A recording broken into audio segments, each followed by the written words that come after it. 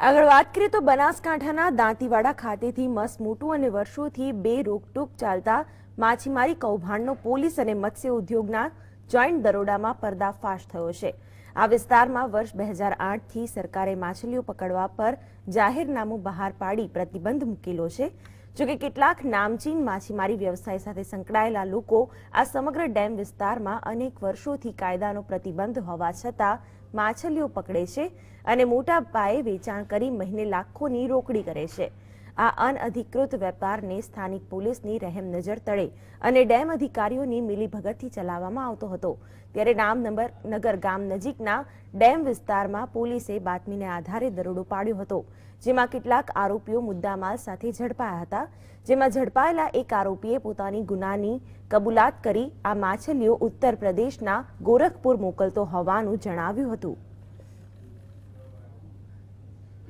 जी गाड़ी कहाँ पैक है? 25 बोरी पैक की है। अच्छा, जी माल कौन लेके जाता है? जी माल लेके जाता है रामगढ़ का वो जिट्टू भाई है वो।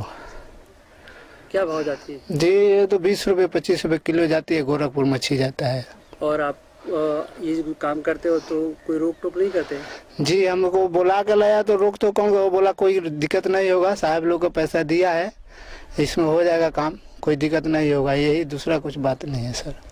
રામપુર કરજા દાંતીવાડા ડેમના કાંઠે રેડ કરતા બિનઅધિકૃત રીતે મચ્છીમારી ચાલી રહી હતી, જે અંગે 4 ઇસમો તથા વિવિધ પ્રકારની સૂકવેલી માછલીઓ, બોટો, માછલી પકડવાની નેટો કબજે કરવામાં આવી છે અને કલેક્ટર શ્રી બનાસકાંઠાના જાહેરનામું હોવાથી એ કલમ મુજબ આગળની કાર્યવાહી ચલાવી રહ્યા છે તથા તપાસ ચાલુ છે। સુકાન માછલીના 50 કિલો જેટલો જથ્થો જોવા મળ્યો।